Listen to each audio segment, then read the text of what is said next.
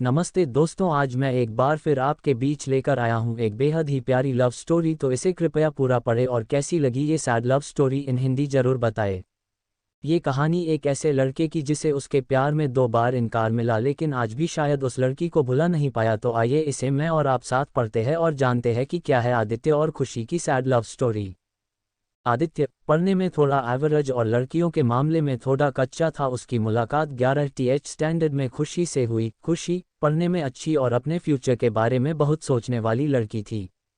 धीरे धीरे 11th खत्म होते होते वो अच्छे दोस्त बन गए थे और 12th में आदित्य ने खुशी से अपने प्यार का इजहार कर दिया, लेकिन खुशी ने इनकार करते हुए बड़े प्यार से उसे समझाया कि इससे हम दोनों की जिंदगी खराब हो जाएगी, क्योंकि हम ना ही क्लास में पढ़ाई कर पाएंगे और ना ही घर पर। आदित्य को खुशी की बात थोड़ी बुरी लगी, लेकिन फिर उसे समझ में आ गया कि खुशी सही कह रही है और उससे अपने फ्यूचर और पढ़ाई पर फोकस करना शुरू कर दिया। और अब आदित्य किसी भी लड़की से बात नहीं करता था, यहाँ तक कि खुशी से भी नहीं, क्योंकि उसे लगता था कि वो जब भी खुशी से बात करता है तब उसे अच्छा नहीं लगता था, क्योंकि कुछ दिन पहले तक खुशी उसकी क्रश थी और आज वो उसे रिजेक्ट कर चुकी थी। और आदित्य इन सब बातों को नज़रअंदाज करते हुए अपने इंटरमीडिएट की परीक्षा में मेहनत करके पूरे स्कूल में फर्स्ट आ गया।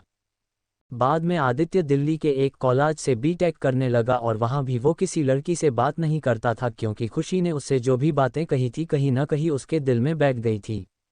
और जब भी उससे कोई लड़की बात करने आती वो मुंह मोड़ लेता। वो धीरे धीरे अपने पढ़ाई में और भी अच्छा होता गया और आखिरी में आते आते वो अपने कॉलेज में भी टॉप 10 की लिस्ट में आ गया और उसे कॉलेज से प्लेसमेंट भी मिल गई और वो जॉब करने फिर से मुंबई चला गया। मुंबई एक बहुत ही बड़ा शहर है जहाँ एक मोहल्ले के लोग दूसरे मोहल्ले वाले को नहीं जानते हैं।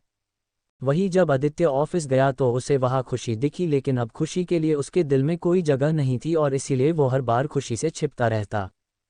इसलिए नहीं क्योंकि वो उससे नाराज था, बल्कि इसलिए क्योंकि वो फिर से खुशी की जिंदगी में नहीं आना चाहता था। लेकिन वो कहते हैं न कि भगवान की मर्जी के आगे किसी की नहीं चलती।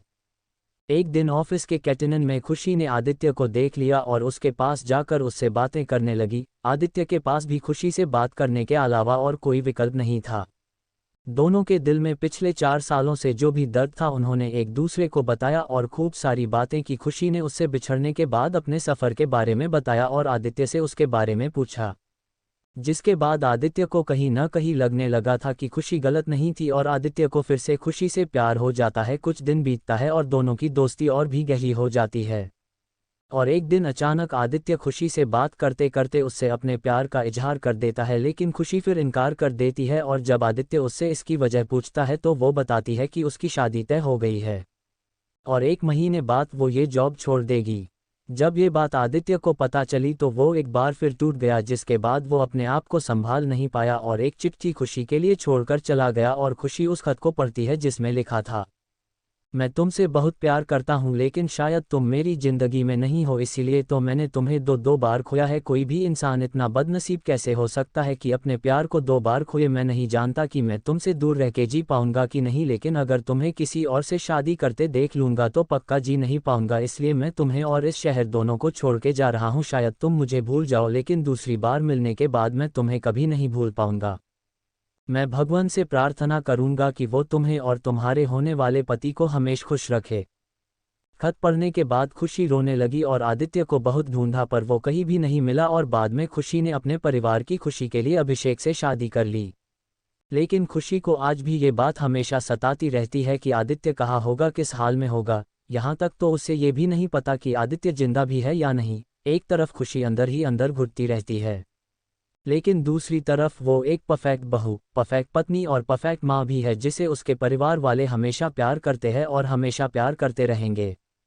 हमें ये तो नहीं पता कि खुशी ने 12th स्टैंडर्ड में या जॉब टाइम पर आदित्य को ठुकरा के गलत किया या सही, लेकिन आदित्य ने ये साबित कर दिया कि वो खुशी से सच्चा प्यार करता था और इस बात का एहसास शायद अब खुशी को भी हो चुका था और इसीलिए शायद आज तक खुशी अपने आप को माफ़ नहीं कर पाई है।